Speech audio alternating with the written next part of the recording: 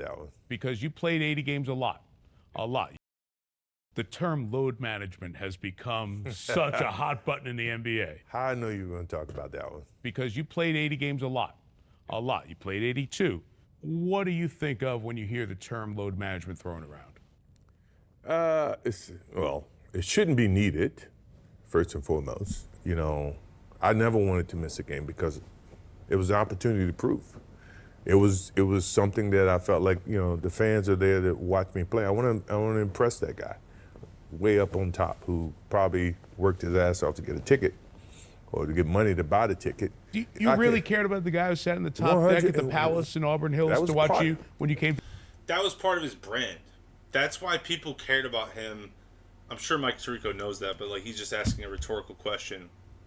A lot of people don't like modern athletes now because they don't give a crap about the fan.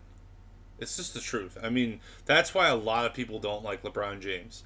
Now, there are plenty of people who do like LeBron James who think, well, he cares about the fans in the right way. You know, he cares about them in kind of a, you know, this is my legacy, it's for you type of way. But Michael Jordan cared about their experience. He wanted them to have a good time.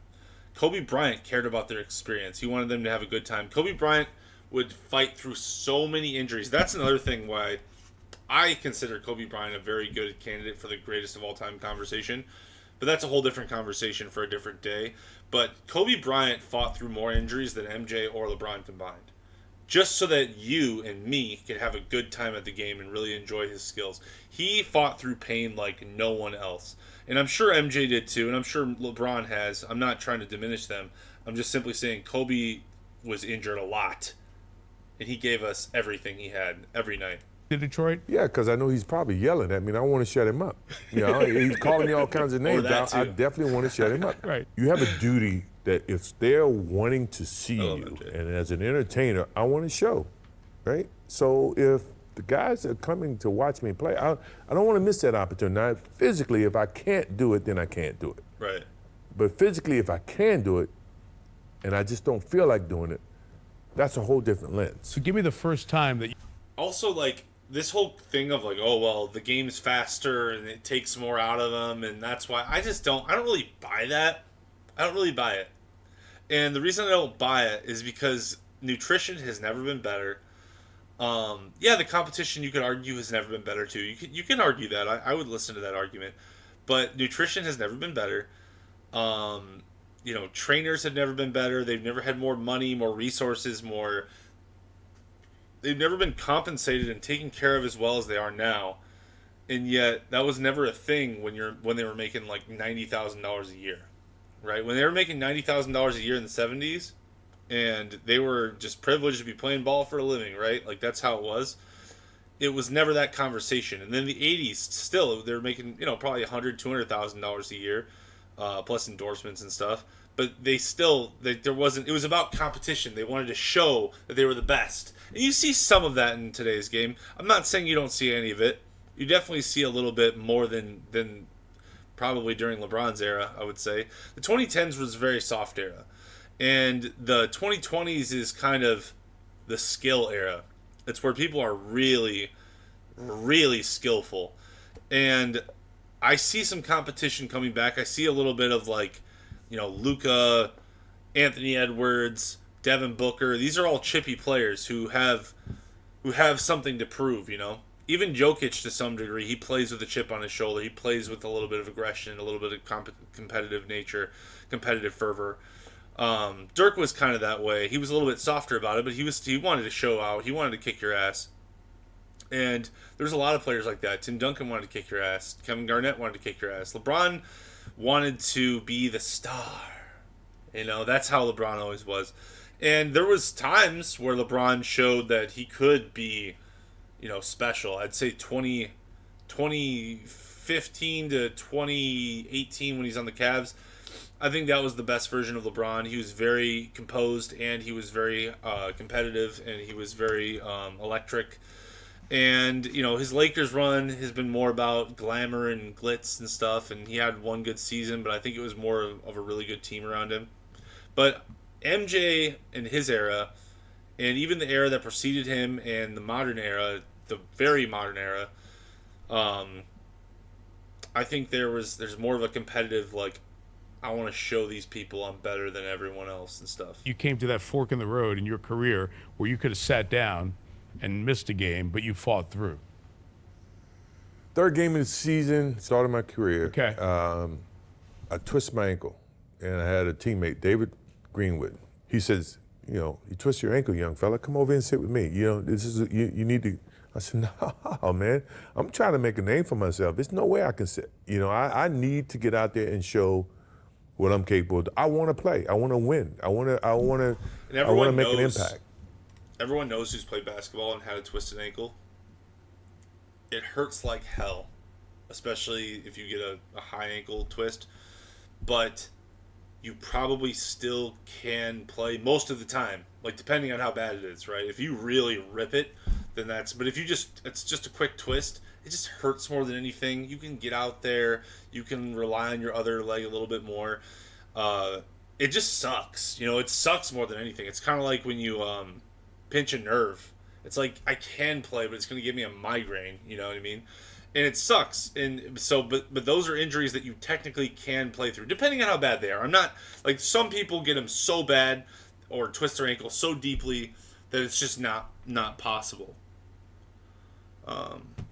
But, yeah. And I twisted my ankle, I taped it up, and I went back out, and I played. Taped it up, yeah. And I felt that, It hurt like I always hell, felt bet. that. I always felt the necessary need that I could never leave my comrades out if I could perform, right? Even if I couldn't. Utah, great example. Everybody said the flu Finals. game. It's Game 5. Yeah, he's got a Which is a freaking very flu. pivotal game. See, and that's I was going to the find a flu, way man. to get out there, even if I was a decoy.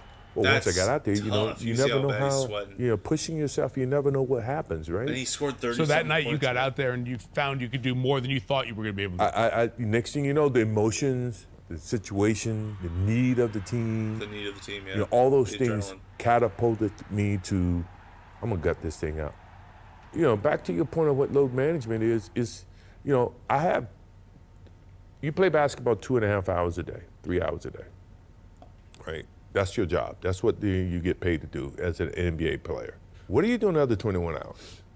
I mean, to me, that's when you should be preparing for your next day of work or your next, challenge. Now, I'm the worst. Maybe I'm not one of the guys that you would probably model that, or Says Mr. goes out till 4 a.m. and gets trashed and and gambles and plays golf the next morning and stuff, and then plays the game. Like, that's funny. That's what he's like. Oh, well, I'm the worst, but I was going to say, but do you do that I'll every do. time?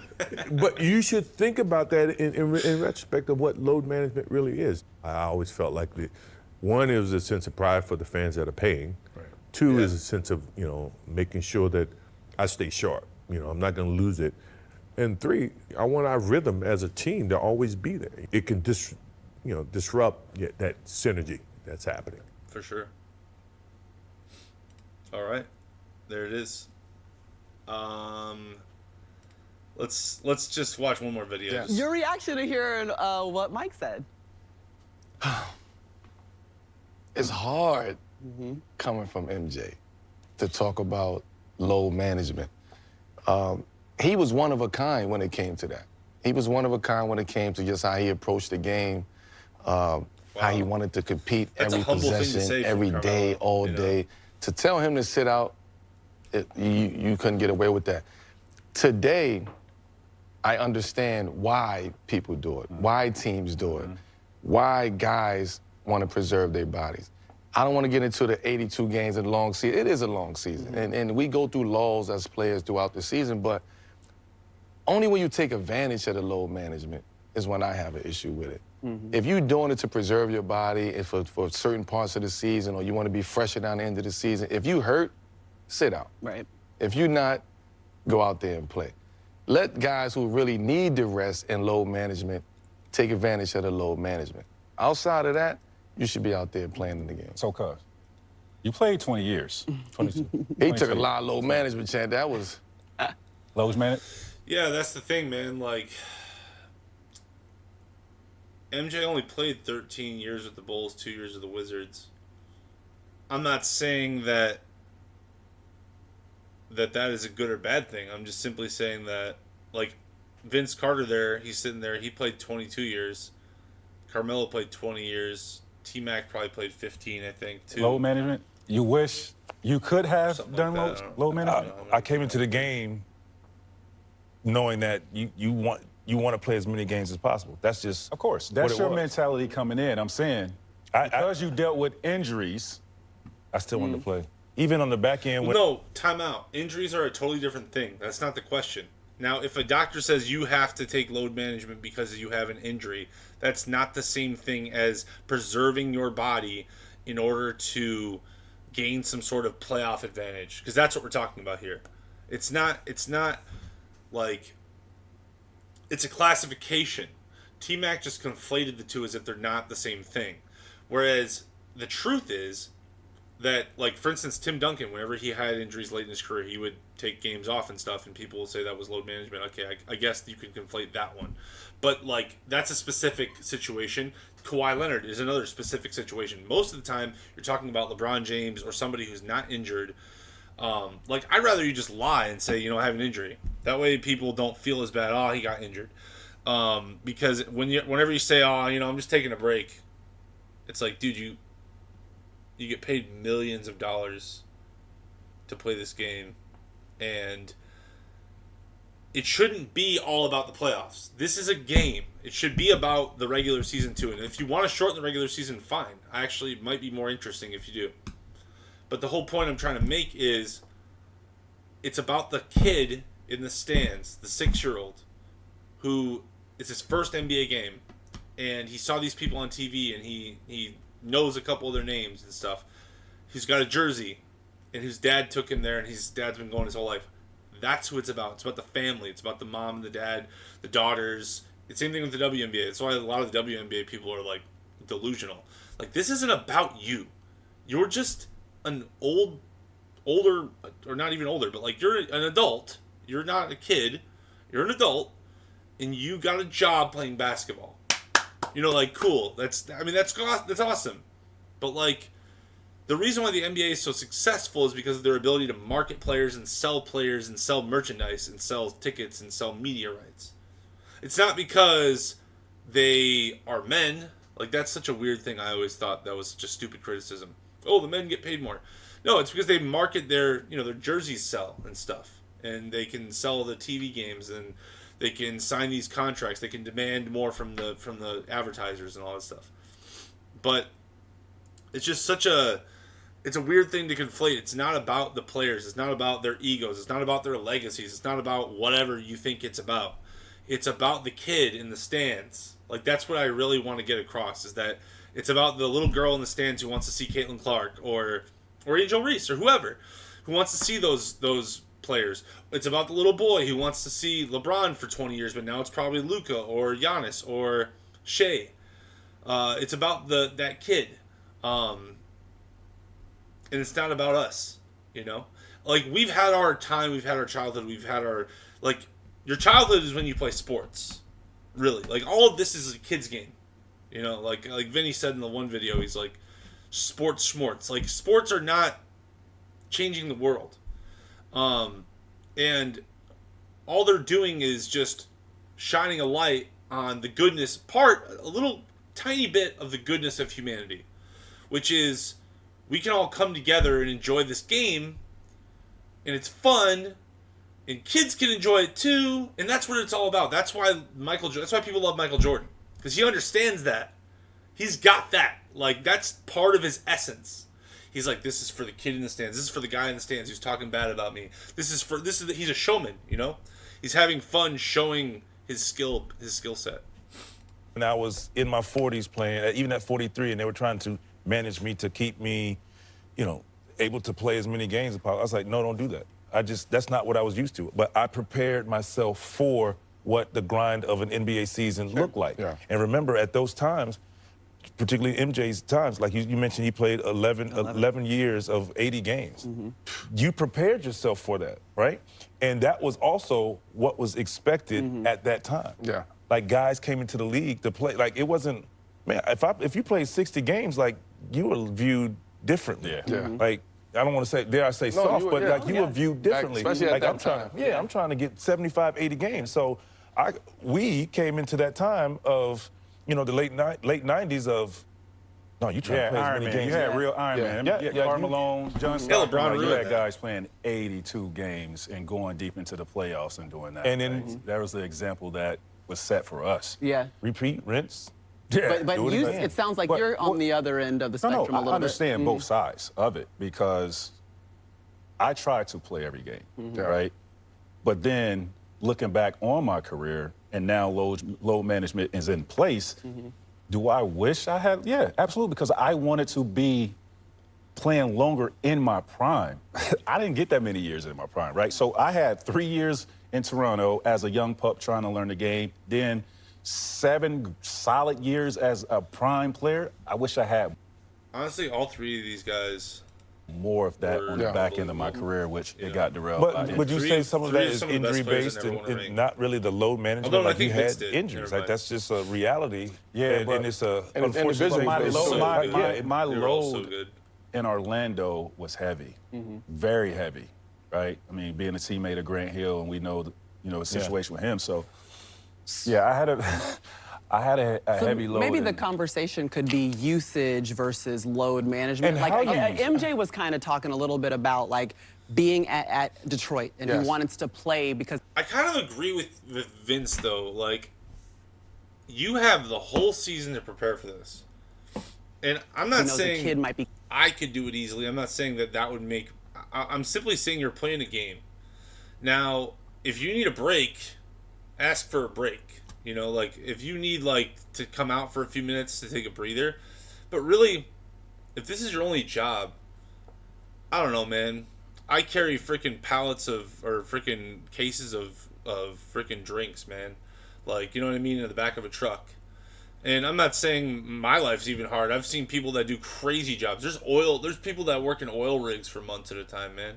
Like, there's all types of people that work out here. And I'm not saying that, like, basketball isn't tolling, like, doesn't take its toll. I just think that they got satin sheet syndrome. You know what I mean?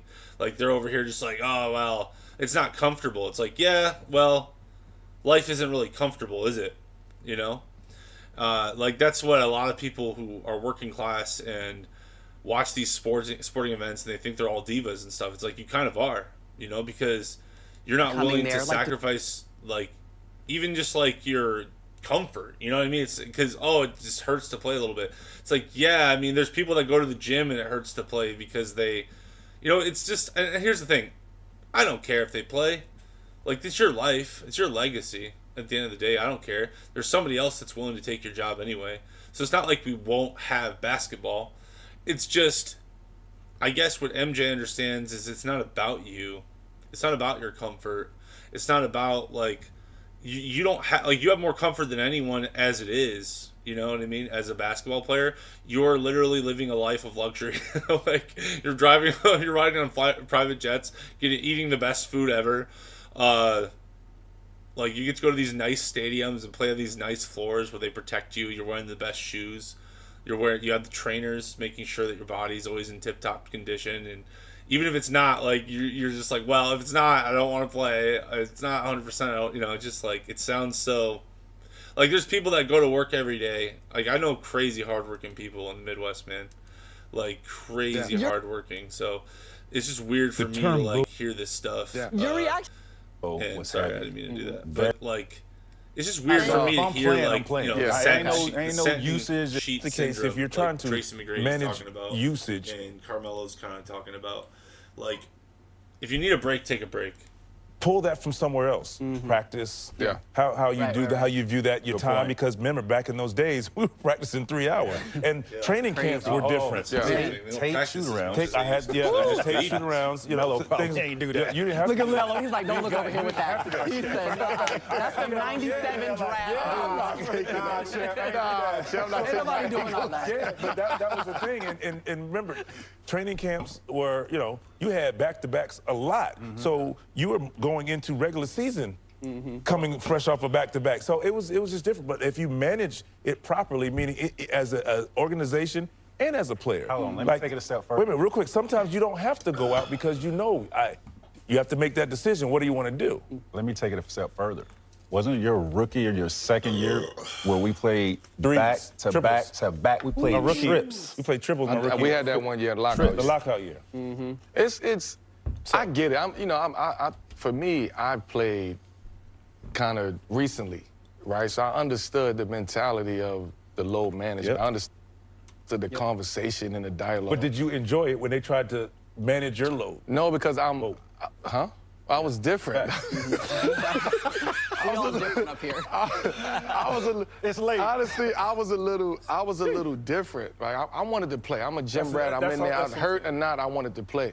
But you also understand, again, the science of it. You understand the analytics of it. You understand what actually happens. When you come together, when the training staff and everybody and the players and the coaches sit down and say, we're going to formulate a plan around this player to preserve him for the whole season, yes, I'm with that. If we saying, hey, Joel, you're not going to play back-to-backs, Lonzo Ball, you're not going to play back-to-backs. Exactly. I'm cool with I don't care as long as like people know about it ahead of time and you're not like selling the fan, because what happens a lot is like people buy tickets. I mean, it's just happened recently. This guy bought a ticket for a game. I don't remember what day it was, but basically LeBron was supposed to play. They sold the ticket as if LeBron was playing. I'm pretty sure he was even on the ticket or something like that. And this happens a lot where they sell the ticket. Oh, these people are expected to play, and then they just don't. And the excuse isn't he got injured, because that's an excuse, right? It's, oh, we're managing his load and stuff for the playoffs. You know, like, it's not really about you. It's not really about your team. It's not really about your success. You might think it is. You might try to prioritize it above everything, but really it's an entertainment product, and you're not. It's kind of messed up to do that, you know. Like, we're gonna sell this entertainment, and then for external reasons that has nothing to do with you, the fan, who are paying the money, we're gonna take that entertainment away from you. Now, if you do what Carmelo said, it'd be like, oh, Joel isn't playing back-to-backs. Okay, well, then I know, and you can even put it on there, Joel doesn't play back-to-backs in your ticket. Just so you know. This is a back-to-back game. This is the second game. He's not going to play. Want to still buy it? And people could buy it. Like, it's the lack of transparency. It feels like a scam. The players might see it a totally different way, and that's fine. They might say, well, you know, we got to make a playoff run and all this stuff, and I understand. But it's like Kobe said, it's like MJ said, you know, it's about the person in the stands. It's about the guy talking crap at you. It's about the kid who bought the ticket. It's not about you. that. But I just don't like the fact that guys, it's a regular thing now. It's cool to sit out and do it. It's just cool just to do it. You play tonight, and then next couple of days you don't play, and then you out for 2 days and you play. I don't agree with that. Give me a reason, like a Joel Embiid. Yes. We understand Joel Embiid, that, you have but health problems. You're fresh, you're healthy. Yeah. You're You wanna second see and him third play. year, fourth year. Like, come on now. Yeah. Like, low managed, nah. Well, And honestly, at the end of the day, yeah, we're going to see he was- the impact of low. Eventually it became okay. Like, that's just who he is now. People expect it now. But, like, people started leaning into it a little bit too hard in the last, 4 or 5 years. They've leaned into it too hard. And it was known with Tim Duncan, too. But the thing is, it took Tim Duncan friggin' 14 years of dominance before they started doing that. Before they started saying, hey, we're not going to, wear you out, you know? Load management for years to come. We'll Yes. see how long players' careers. see. Like, Anyway, I guess let's do one more.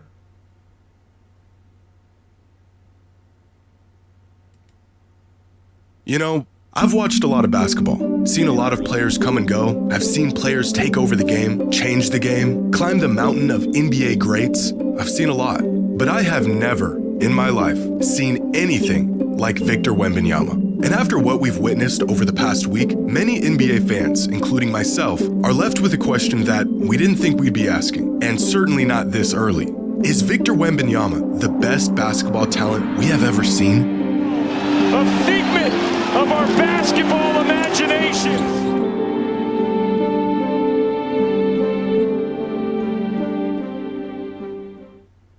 Today's video is sponsored by DraftKings. A new NBA season is upon us, and I've teamed up with DraftKings to tip your season off with a bang. Right now on DraftKings, new customers bet just $5, and if your bet wins, you will get $300 in bonus bets, plus 3 months of NBA League Pass. That's right, place any $5 bet, and if it hits, you will get $300 in bonus bets and 3 months of NBA League Pass. And if sports betting is not yet available in your state, you can still join in on the action with DraftKings Daily Fantasy Sports and have a shot to win cash prizes. Download the DraftKings app now. New customers use my promo code Jimmy Highroller, win any $5 wager, and receive $300 in bonus bets, plus 3 months of NBA League Pass. That's promo code Jimmy Highroller, only on DraftKings.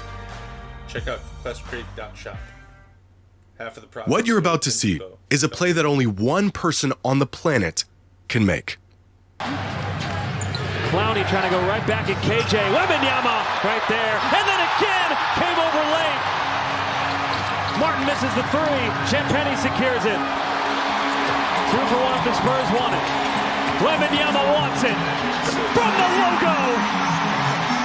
That's sick. Wemby gets back-to-back blocks at the rim, then takes the ball coast to coast and puts in a 30-footer. If you didn't see this with your own eyes, you'd think it was a work of fiction. It isn't fair, really, for a player of Wemby's size to be able to do this. But these are not highlights. This is just what his game looks like. Like this play here, where Wemby puts on a spin move from outside the elbow and not only dunks it, he almost spun his way past the rim. Or this play here, where he has 1 foot outside of the paint on this drive. The ball already passed him at this point, and yet he somehow pins it against the glass on the opposite side. Wemby went from here to here in less than a second. Or how about this play here, where Herb Jones draws Wemby away from the rim and gets him to bite on the fake. Victor is out of position. His back is to the ball. He's trying to guard 2 guys at the same time. Take a wild guess at how this play ends. Bring a lot of jobs and allow the rodeo to flourish as well. Yeah, he blocked it. But of all the reality-altering plays Wemby has made in just his first week of this NBA season, there was one play in particular that had fans around the world questioning everything they knew about basketball. Lively denied emphatically by Wembanyama. It's like playing against your dad in the driveway when you're 8 years old. What do you do? Wemby 3. You bet.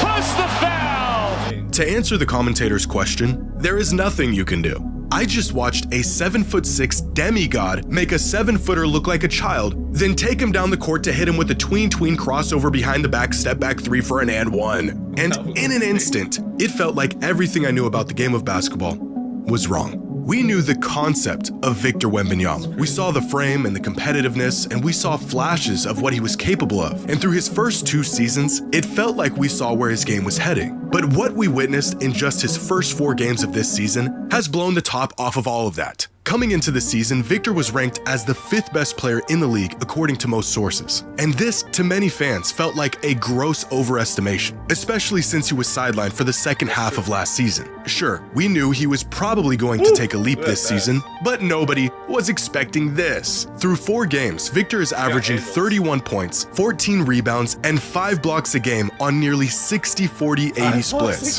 31, 14, and 5 while playing only 32 minutes a night. Stats that jump off the box score as an early MVP favorite. But what has really warped my brain over the last week is just how much his stats, as incredible as they are underselling just how monumental Wemby has been. On defense, he is a black hole. Anything that comes near him is either sent away or redirected. His 5 blocks a night aren't even capturing how offenses are legitimately avoiding him and anything around the rim when he's down there. In their game against the Raptors, I counted 10 different instances where a player passed up on their drive, picked up their dribble, or just avoided what should have been an...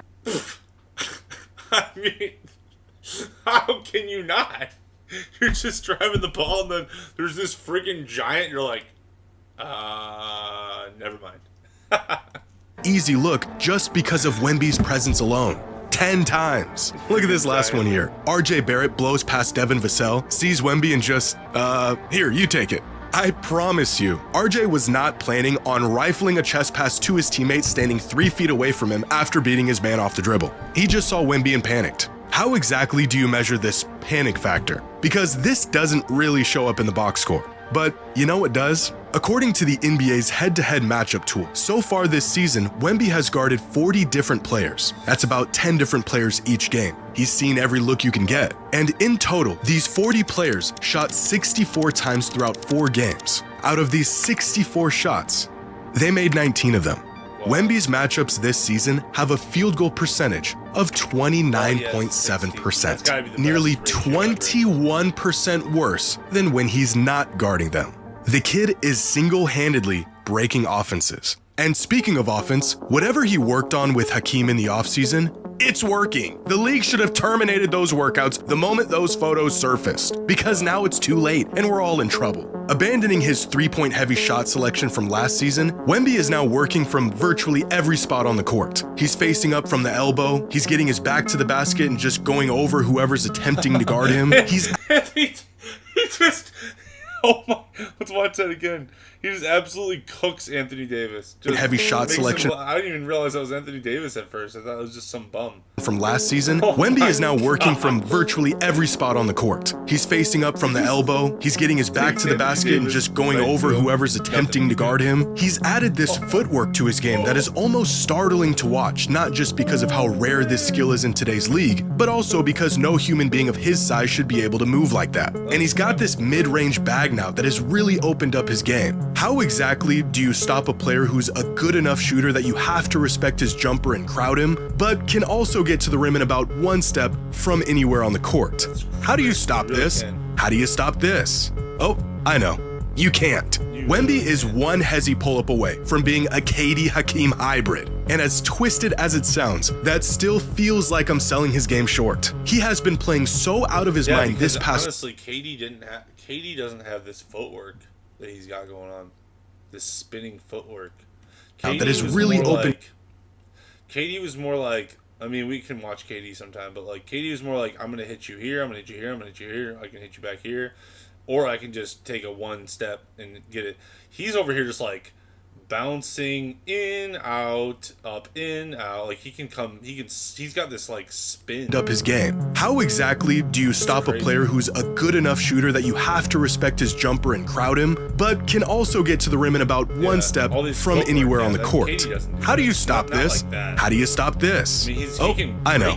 You can't. Wemby is one hezzy pull-up away from being a KD Hakeem hybrid. And as twisted as it sounds, that still feels like I'm selling his game short. He has been playing so out of his mind this past week, it genuinely felt like there was a mass awakening among NBA fans around the world. A fracture in basketball's timeline. Am I watching the most talented player to ever touch a basketball? Not in terms of greatness. I'd say the most gifted, but he's also got, he's developing these crazy skills that are making him absolutely unstoppable. Or accomplishments or any of that, but just sheer ability and potential. For a brief moment, the thought did cross my mind, but I knew that was a terrible overreaction to a great opening game and opening week.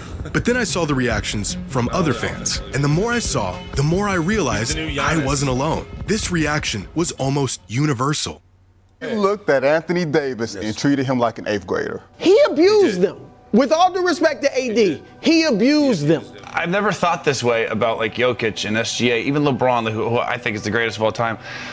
This kid is different. I hope to God he stays healthy because he has a chance to be the greatest player of all time. I agree, and truly a talent we've probably never seen before, and we never will again. But what he did in that game, my eyes are seeing something that I don't think I've seen before. That 100%. I can't compare him to anybody. For all of the years we've been watching basketball, I can't compare him to anybody. They should call him CGI because it just doesn't seem real sometimes when you're watching. We've never seen Wemby. We've never seen no shit like Wemby. Like, I'm watching him and I'm like, I'm not really sure how you defend it. You don't really defend this. It broke my... And he's shooting double the he's shooting twice the field goal percentage, more than twice the field goal percentage of his opponents. So making him the greatest two-way player ever. Like, you can't guard me, and I can destroy you. It's basketball brain. It's hard to imagine that a 21-year-old in a league stacked with the most talent it's ever had might be the best player in the world. But then you watch him play, and the idea of him being the best is easier to imagine than his actual game itself. The best way I can describe Victor Wembanyama's game is that it feels like he's a cheat code, like he's got real life hacks and he's just shamelessly spamming them at his convenience. I know he's not cheating, but he's so unfair that it feels like he is. And personally, in all my years of watching the NBA, there's only been one other player that genuinely felt like he was hacking the game. As great as he was, LeBron, even at his peak, felt it's Giannis. Like he was still human. There were moments in the late 2000s where his size and speed were almost cheat code territory, but it never felt unfair. Some consider prime Kevin Durant a cheat code. 7-footer with a tight handle shooting 50, 40, 90. Absurd. Unicorn. But for me, not quite cheat code territory. Same goes for Jokic. A combination of brute strength, skill, and omnipresence that approaches the threshold, but doesn't quite cross it. The only player that I've seen with my own 2 eyes that actually felt like he was bending and breaking the game I love was 2016 Steph Curry. I remember what it felt like. I remember thinking he couldn't keep it up, that he would regress back to the mean. I vividly recall watching him and thinking there is no way someone is actually this good at shooting the ball. I remember thinking to myself, I have never seen another player like this. A human cheat code. Although I didn't watch it while it was happening, prime Shaquille O'Neal is the other 21st century cheat code. A player so big and strong and athletic that it didn't matter how simple and redundant his game was. What exactly are you gonna do about it? Victor Wembanyama has now entered cheat code territory. It is simply unfair for a player to be this smooth, agile, huge, skilled, instinctive, and competitive. Where's the drawbacks? The weaknesses? I recently did a video about the advantage of size in basketball and how if a player was big enough, their size would grant them the ultimate advantage. Pair that with skill and mobility, and he would essentially break basketball. In theory, it sounds awesome, but it's just not possible. There's always going to be some limitation. They're either too big or too stiff or not skilled enough or injury prone. But after seeing what the Monks did to Wemby, I have had to readjust my brain to the fact that a player like this does in fact exist. Well, timeout. He's already gotten hurt twice. Durability, not sure. Athleticism looks like he's getting way more athletic than he was. Skill is unbelievable. The passing, I saw a flash of some good passing. He's not quite, obviously, to Jokic level, but the shooting is unbelievable. An archetype so unrealistic, even video games won't let you conjure it up. He just makes everyone else and everything else look really normal. Like, these are all giants, all freak athletes for the most part, and he makes them look like you and me. He just looks so different out there that it's like he's actually preparing for another league above the NBA, and this is just a pit stop for him to polish his game along the way. But no, it's the best league on the planet, and he's an alien not from it. Someone said this must have been how basketball fans felt when they first saw Wilt Chamberlain in the late 50s. And that person is probably right. A once-in-a-lifetime physical specimen that just shatters the reality of what you thought was possible on a basketball court. It's not often that players both active and retired concede that they're witnessing something they've never seen before. And this almost never